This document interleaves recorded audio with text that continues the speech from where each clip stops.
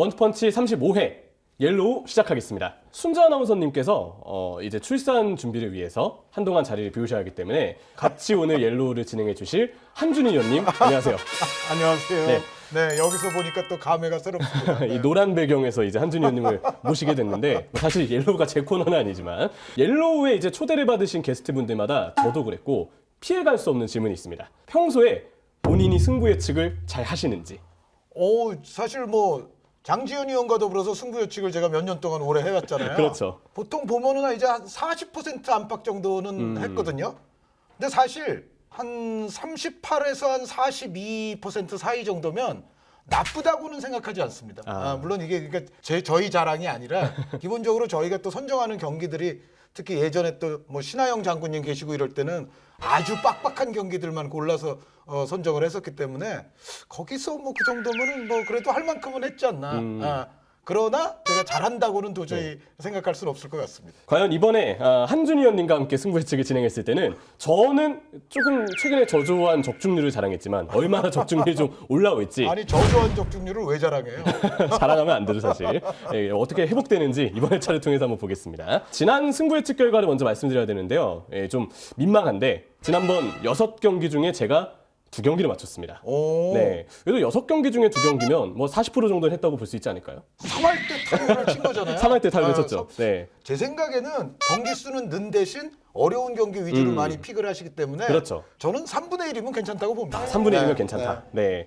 그래서 이번에도 3분의 1의 목표로 좀 진행을 해야 될 것 같은데 근데 목표는 좀 크게 크게 가져야 되는군요. 네. 또 하나 크게 가져야 될 이유가 있는 것 같아요. 지금 프리미어리그 가이드북 이벤트 중이거든요. 네. 근데 카카오 TV 댓글을 통해서 이 승부 예측을 남겨주신 분들 중에 저보다 훨씬 더 많이 맞추신 분들이 좀 셀 수 없이 많더라고요. 특히 지금 셀 수 없을 정도예요? 네, 일단 5개 적중하신 분들을 보겠습니다. 5개 적중하신 분이 2분이 계신데 김창훈님, 신차훈님이 계시고요. 네. 또 4개 적중하신 분이 이재영님, 양선웅님, 그리고 PBM 카카오님, 박현선님이 계세요. 저랑 순주 아나운서님이랑 힘을 합쳐서 예측을 한 결과보다도 훨씬 더 잘 맞춰주셨고 또 재밌는 게 순주 아나운서님이 성남픽을 하셨는데 제가 고집을 하는 바람에 광주승으로 갔다가 틀렸어요. 그리고 제가 레스터를 승리를 예측했는데 순자 아나운서님이 조금 반대로 와포드 승리를 가셔가지고 여기서도 틀렸거든요. 어차피 서로의 픽대로 갔다 하더라도 저희의 최대치는 3개가 한계였다. 반타작의 한계였다. 이렇게 좀 보시면 되겠습니다. 근데 정순주 마님이 저 와포드 예측을 하셨어요? 그렇죠. 레스터 대 와포드에서? 네. 요거 감각이 있는데? 감각이 있다. 와포드가 이제 왔다 갔다 좀 이런 그렇죠. 걸 하기 때문에 네. 괜찮았네요. 그거. 그래서 이번에 프리미어리그 가이드북 이벤트는 가장 많이 맞추신 딱 2분이 나왔죠. 김창훈님과 신차훈님께 프리미어리그 가이드북이 이제 선물로 발송될 예정이고요. 이번 회차 역시도 프리미어리그 가이드북 이벤트를 진행합니다. 응모하시는 분들이 카카오TV 댓글을 남겨주시면 프리미어리그 가이드북을 선물로 드릴 건데 근데 주의사항이 있습니다. 당첨자분 카톡으로 개인정보 동의 메시지가 가거든요. 네. 카카오톡으로 미리 개인정보 동의를 해주지 않으시면 프리미어리그 가이드북 이 당첨 소식 알람을 받으실 수가 없기 때문에 꼭 개인정보 동의 메시지를 먼저 확인하시고 개인정보를 동의하신 다음에 이벤트에 참여해 주셔야 가이드북을 받으실 수 있습니다. 이 점 꼭 참고 부탁드릴게요. 요즘은 그 뭐 하나 뭐 할래도 그 동의합니다 그 네모에다가 표시 안 하면은 막 그쵸. 페이지가 안 넘어가죠. 네. 자, 오늘도 6경기 예상을 바로 해보겠습니다. 일단 프리미어리그 예상부터 먼저 해볼 텐데 첫 번째 경기가 웨스트햄과 첼시의 경기입니다. 첼시는 이제 루카쿠 선수가 최근에 돌아왔고 그렇죠. 이제 이 경기는 이상이 없다면 나오겠죠. 네. 그리고 캉테 선수는 좀 애매하긴 한데 잘하면 올 수도 있지 않을까 싶기도 하고 저는 첼시승. 첼시승. 네. 저는 첼시승. 저는 일단 이 얘기는 좀 하고 싶어요. 맞대결 기록이 웨스트햄이랑 첼시를 찾아보니까 왔다 갔다 하는 흐름이 있더라고요. 네. 일단 2017-18 시즌에 첼시가 1무 1패를 기록했고 그 다음 시즌에는 1승 1무가 나왔고 램파드 감독 첫 시즌이었던 2019-20 시즌에 2패가 나왔어요. 그리고 지난 시즌은 첼시가 또 2승을 거뒀습니다. 첼시가 우세였다가 그 다음 시즌은 열세였다가 또 우세였다가 열세였다가 딱 직전 시즌에는 큰 우세였는데 올 시즌은 어쩌면 웨스트햄한테 또 열세에 빠질 수 있는 시기가 될 수도 있다. 그리고 웨스트햄이 오그본나의 부재를 지금 극복하지 못해서 네. 수비진에서의 어떤 롱볼을 올리는 거나 아니면 수비의 어떤 안정감이나 이런 부분이 조금 불안하다는 느낌을 줄 때가 많거든요. 근데 첼시가 아무리 웨스트햄이 수비가 불안해도 첼시 역시도 마이너스 요소가 하나 있습니다. 결정력. 그렇죠. 네. 근데 그 루카쿠 선수가 물론 이제 첼시 건너온 이후에 그렇게 잘 했다고 보긴 어려운데 네. 그래도 이제는 슬슬 좀 할 때가 되지 않았을까요? 그래서 기대되는 매치업이 있어요. 예. 루카쿠 대 커트주마. 예. 커트주마가 그래도 이런 대인 수비는 또 잘하는 스타일이니까 예. 왠지 주마가 루카쿠는 막을 수도 있을 것 같다. 내가 잘 알아. 내가 잘 알아. 뭐 첼시란 또 친정팀을 상대하니까 주마 입장에서도 뭔가 좀 보여주겠다. 이런 유형은 내가 정말 막는데 능해. 그렇죠. 라는 걸 한번 보여줄 수 있는. 네, 저는 그럴 가능성이 좀 있지 않을까 싶어요. 그래서 준희연님은 승리, 첼시 승. 저는 사실 무승부를 픽하고 싶거든요. 저도 무승부라는 유혹을 안 받은 건 아니에요. 네. 아무래도 이 두 팀의 스타일을 비교해 보면 그래도 첼시가 주도적인 경기를 할 거고 웨스트햄도 한 방이 있는 것만은 틀림이 없잖아요. 그렇죠. 주도하는 흐름 속에서 첼시가 한 골 정도는 더 많이 넣지 않을까. 네. 예. 그렇다면 옐로우의 유구한 전통이 있습니다. 서로의 예측 결과가 틀리면 항상 미니 게임을 해서 그 게임의 승자의 결과에 따르기로 합의가 됐습니다. 게스트로 출연하실 때부터 자동 합의가 된 거예요. 아니 근데 이명철 위원님이 네. 저 옐로우의 고정이시잖아요. 네, 맞아요. 그러면은 이명철 위원님 판단으로 가셔야 되는 거 아니에요? 근데 그래도 이거는 또 게스트 분님에 대한 배려가 아니기 때문에. 그래요? 네, 그래서 그런 부분에서는 게임을 통해서 결정을 하는 게 옐로우의 전통을 따르는 게 맞다. 또 저보다 더 옐로우의 선배인 정순재 아나운서님도 같은 선택을 하셨을 거라고 생각해요. 그래서 이거는 순주 아나운서님의 결정에 따르는 걸로. 그 미니 게임을 하나 제안할 건데요. 예. 이 웨스트햄과 첼시 승부 예측의 결과는 가위바위보를 통해서 가리겠습니다. 알겠습니다. 네. 자, 저희 되게 진지하게 해야 되기 때문에 이 두 사람으로 가위바위보로 하는 방송은 옐로우밖에 없겠죠. 자, 가겠습니다. 가위바위보. 가위바위보. 첼시 승. 네, 그러면 첼시 승으로 따라가겠습니다. 첼시여나 내가 이겼다. 반대로 가면 준희연님을 탓하면 됩니다. 그런데 이번 프리미어리그는 3일 전에 경기를 보통 하고서 이제 그렇죠. 또 맞이하죠. 네. 그래서 저희는 사실은 그 중간에 있는 경기를 보지 못하고 주말 경기를 지금 예측하는 거기 때문에 요거는 사실 그 변수는 분명히 있어요. 네, 주중 라운드가 지금 프리미어리가 예정돼 있는데 네. 저희가 녹화 일정상 그 부분을 좀 참고할 수가 없게 된 점은 양해를 부탁드리고 다음 경기입니다. 맨체스터 유나이티드와 크리스탈 팰리스인데 사실 크리스탈 팰리스가 은근 맨체스터 유나이티드의 복병이 된 적이 있었어요. 2018-19 시즌은 일단 밀렸지만 2019-20 시즌에는 1승 1패였고 또 지난 시즌은 오히려 크리스탈 팰리스가 1승 1무로 우위였습니다. 특히 지난 시즌 올드 트래포드에서 팰리스와 맨유가 만났을 때 맨유의 린델로프가 유독 어려워하는 느낌이 있었는데 이번에도 린델로프가 좀 출전할 가능성이 높거든요. 여전히 라파엘 바란이 12월 초에 돌아온다고 하지만 이 경기에 바로 출전하기에는 무리가 좀 있을 거라고 봐서 맞대결에서 팰리스가 재미를 본 적이 있었다. 그리고 또 한 가지는 비에이라가 만들어 놓은 전술이 확실히 지금 크리스탈 팰리스는 중심이 잘 잡혀 있거든요. 공격 시에 어떤 중원의 우위 효과를 만들어내는 3-2-5의 전술. 여기에는 또 코너 갤러거 같은 왕성한 활동량을 가진 선수가 보탬이 되고 있고 그리고 좌우측 측면에 자하가 배치됐을 때는 자하 위주로 왼쪽 위주의 공격이 많았는데 요즘에 비에라 감독이 자하를 왼쪽에도 쓰고 오른쪽에도 쓰고 그러면서 좌우 공격 균형을 좀 맞추고 있어요. 크리스탈 팰리스의 공격적인 전술 또 수비 시에 이 팀이 보여주는 강한 전방 압박과 빠른 복귀 속도는 분명 맨유를 위협할 수 있는 요인이 될 수도 있습니다. 저는 팰리스 제가 좋아하는 선수 코너 갤러거 선수입니다. 코너 갤러거. 아주 마음에 드는 선수 가운데 하나고 팰리스는 올 시즌 전체적으로 보면 이렇게 경기를 주도하는 주도율이 그렇게 낮은 것도 아니에요. 네. 그러니까 나름 주도하고 싶을 때는 주도도 할 줄 알고 또 내려서고 싶을 때는 내려서기도 하고 밸런스적으로 제가 봤을 때는 꽤 괜찮은 팀이다. 그래서 중위권 내지는 뭐 중하위권으로 좀 가더라도 전체적으로 이 팀은 어떠한 경기에도 위에 있는 팀들이 경시하기 어려운 팀인 것만은 틀림이 없어요. 근데 이게 이제 랑닉 효과하고 어떻게 이제 맞물리느냐. 그렇죠. 그게 문제인데 맨유는 저희가 또 그 경기를 보진 못하는데 아스날전을 치르지 않습니까? 네. 아스날전을 치른 다음에 하는데 팰리스가 아마 그 휴식일이 길 거예요. 맨유에 비해서는. 맨유는 정말 딱 그 3일 만에 해야 되는 그렇죠. 거고 랑닉 효과가 나오더라도 무승부의 냄새가 좀 난다. 무승부의 냄새가 난다. 그 아스날이 고생시켜서 이날 좀 힘들 거예요. 주중에. 그럴 수도 있죠. 지금 주중 경기 보지 못하니까.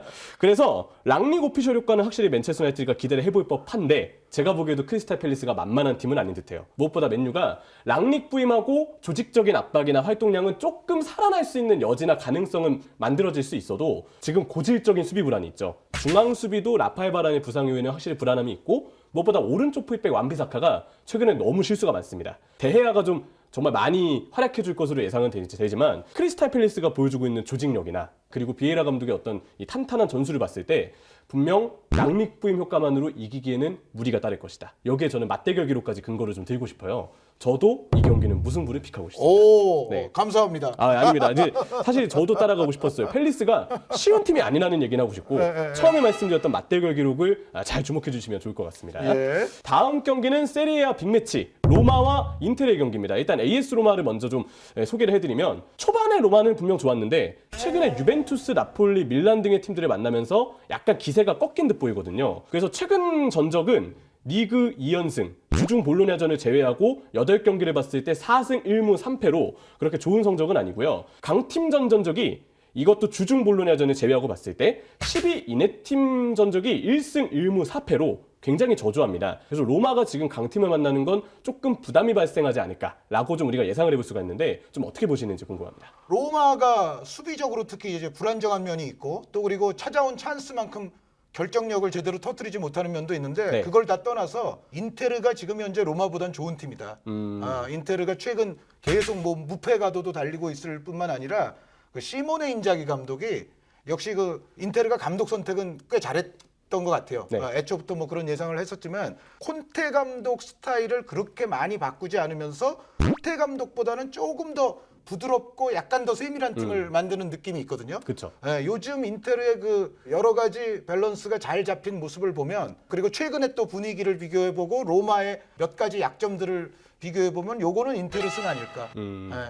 지금 인텔의 그 기록을 찾아보니까 리그 평균 점유율이 60%가량을 상회하더라고요. 예. 그 정도로 이제 경기에 대한 지배력이 확실히 시모네 인자기 감독이 오고서 분명 더 올라온 부분이 있지 않을까 싶고 여기에 맞대결 기록을 보면 인테르가 로마에게 8경기 무패, 2승 6무. 물론 이제 2승뿐인 건 좀 아쉽긴 하지만 쉽게 지지 않는 행보를 또 보였더라고요. 그리고 인테르가 강한 팀이라는 점. 로마가 지금 타미 에브라임이 피찬 스미스 8번, 기회를 놓친 횟수가 8번으로 좀 많은 편이고 물론 뭐 이런 건 있지만 그래도 타미의 경기력은 좋은 편에 속한다고 봅니다. 로마가 공격적인 전술에서 나오는 어떤 선수들의 어떤 그 공격 패턴, 아기자기한 어떤 그 패턴 만들어가는 공격까지는 좀 괜찮으나 확실히 수비진의 실수가 제가 보기에도 발목을 잡을 요소가 많다고 생각해요. 네. 만치니, 쿰블라, 이바네스 특히 제가 봤을 땐 이바네스의 1대1 수비 능력이 인텔 공격진을 만났을 때 조금 불안할 구석이 있지 않을까 싶거든요. 그래서 제가 보기에도 이 경기는 이런 기록들을 좀 정리해봤을 때 강팀을 만났을 때 로마의 팀 완성도는 아직이다. 그래서 인텔의 승리가 좀 유력해 보입니다. 네,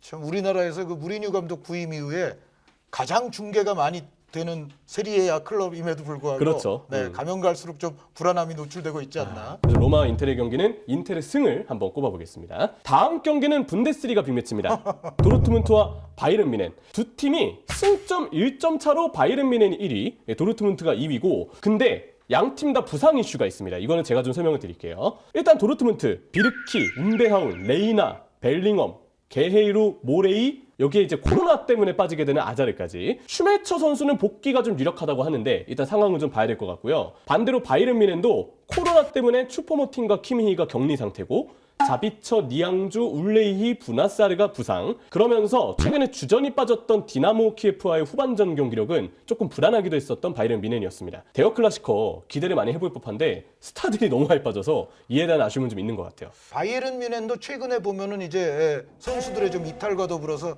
약간 페이스가 떨어진 모습이긴 한데 네. 그래도 저한테 이거를 선택하라면 그리고 도르트문트는 홀란드 선수가 참 돌아오긴 했네요. 그렇죠. 그건 네. 있는데 그래도 요거는 바이에른 뮌헨 6연승 중이에요. 바이에른 뮌헨이 도르트문트 상대로. 그래서 일단 뮌헨 선수들 입장에서는 자신감이 있을 것 같고 그리고 제가 본 올 시즌의 도르트문트는 수비가 너무 안 좋아. 수비가 그러니까 뮌헨이 좀 멤버가 빠진다 손 치더라도 뮌헨이 도르트문트의 수비를 상대로는 충분히 득점들이 가능하고 홀란드가 그것을 상쇄시켜줄 만큼의 더 많은 득점을 도르트문트가 할 수 있겠냐라는 거는 약간 좀 의문에 있어요. 그러니까 도르트문트 선수들이 올 시즌 수비하는 거 보면 약간 좀 급하다고 할까요? 한 두 가지 정도 문제가 눈에 띄는데 한쪽으로만 쏠려서 반대편의 드넓은 공간을 너무 쉽게 허용하는 경우들도 많고 또 어떤 경우는 백라인의 보호가 잘 안 돼요. 예, 간격이 막 엉성하게 벌어지면서 네.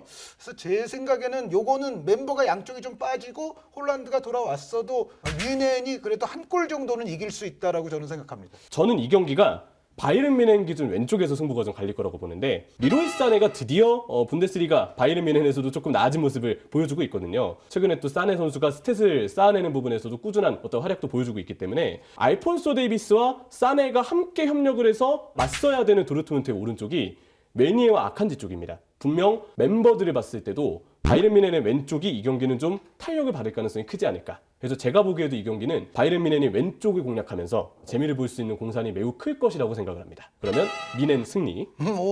일치되는 결과가 네. 대단히 많은데요. 딱 웨스트햄 첼시 제외하고. 그렇죠. 그래서 이 경기도 뮌헨의 승리를 일단 예상을 해보겠습니다. 대망의 빅매치인데요. 바로 K리그1의 최종 라운드죠. 이 경기는 그냥 묶어서 좀 보겠습니다. 전북과 울산, 대구와 제주. 그리고 뭐 승리팀보다는 우승팀 예상과 아시아 챔피언스리그 팀 예상 이렇게 해보는 게 맞을 것 같아요. 그러니까 대구와 제주도 지금 이제 아챔 갈 수 있는 지금 후보들 아닙니까? 그렇죠. 물론 이제 대구는 떡을 2개를 들고 있어요. 지금 네. 이미 한 경기를 이제 전남보다 이겼기 때문에 FA컵을 우승하면 더 좋게 갈 수 있죠. 사실은. 그렇죠. 네. 네. 챔피언스리그 티켓의 그 레벨이 더 높지 않습니까? 네. FA컵 우승자가 3위를 하거나 혹은 FA컵 우승을 하면 대구는 갈 수 있고 제주 같은 경우에도 3위를 하면은 이거는 뭐 무조건 갈 수 있는데 그렇죠. 만약에 그냥 지금처럼 4등으로 끝났을 경우에는 그 다음부터는 이제 대구 이겨라를 해야 되는 네. 그런 입장인데 어쨌든 이 두 팀도 전북 울산만큼의 아마 저는 동기부여는 아닐 거라고 보지만 그럼에도 불구하고 열심히 해야 될 이유는 어느 정도 갖고 있는 그런 상황에서의 1, 2등과 3, 4등 간의 이제 교차해서 맞대결이라서 아주 이거는 흥미진진한 건 틀림없습니다. 대진 자체가 참 잘 완성된 것 같아요. 그리고 네 팀 다 바짝 동기부여가 올라있을 때 이 중요한 순간에 만났다는 점이 역시 포인트 같은데 일단 경우의 수를 먼저 보면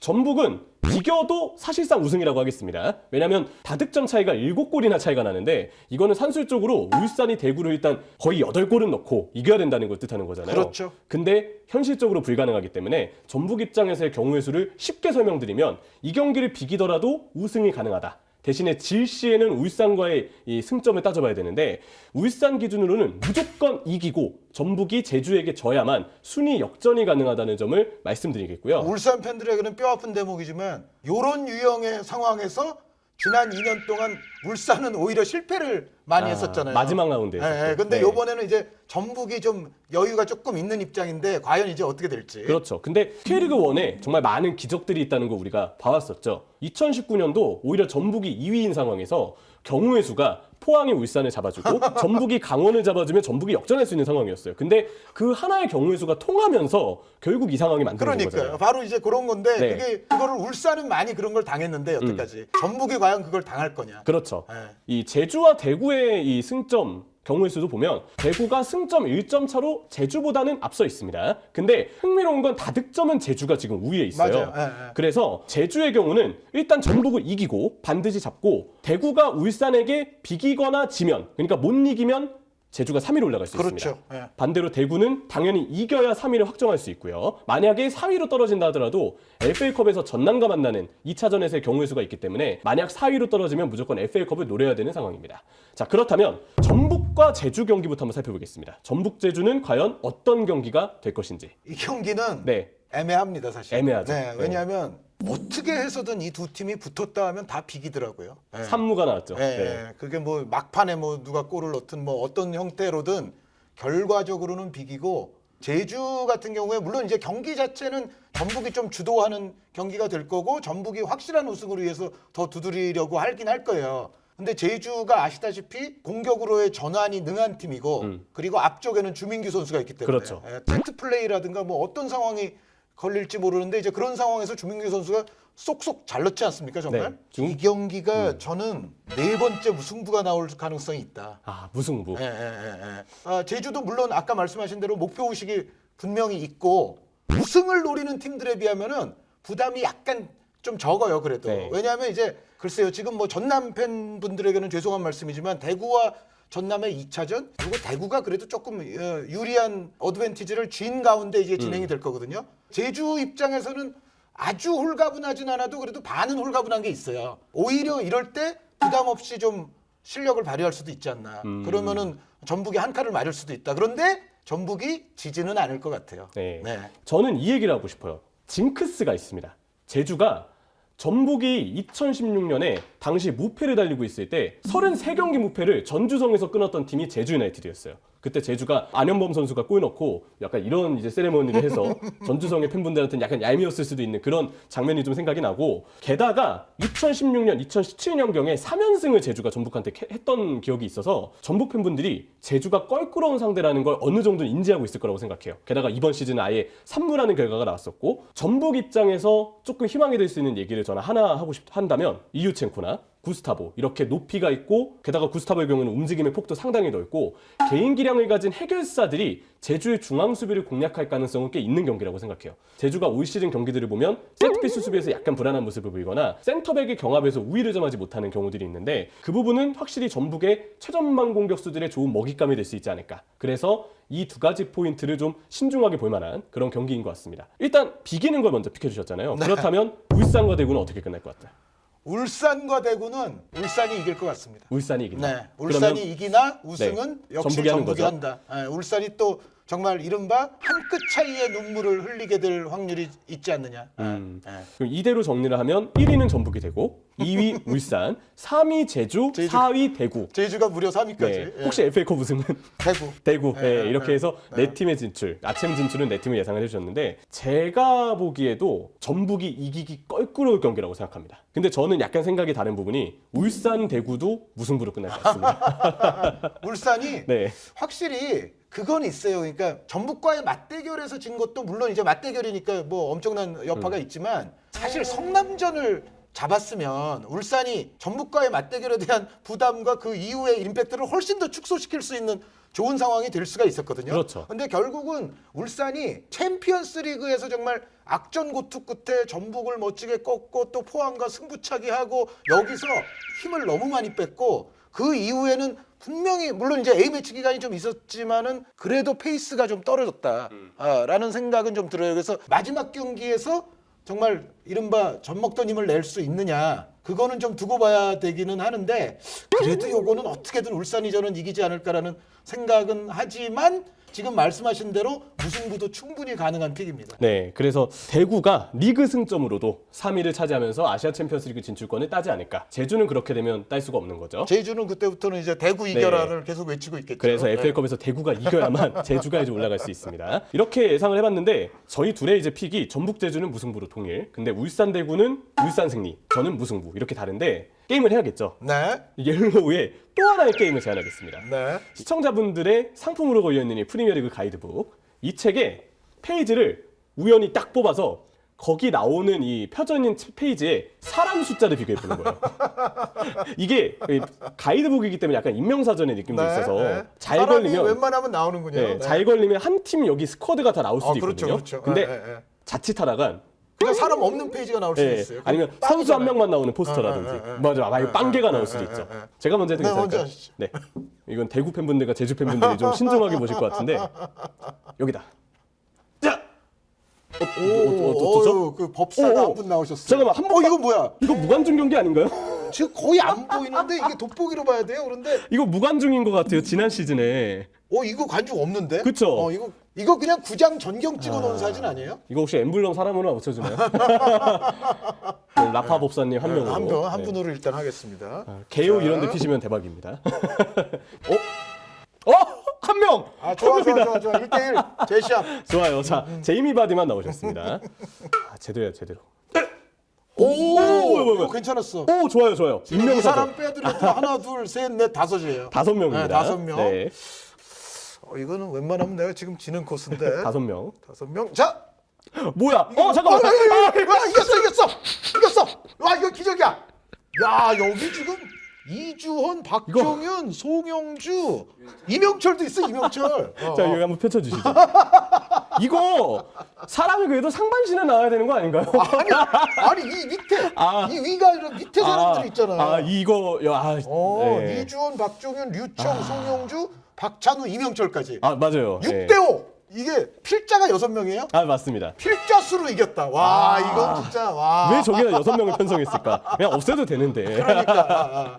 알겠습니다. 그렇다면 울산 대구 경기는 옐로우 최종 결과 울산 승리로 예측하겠습니다.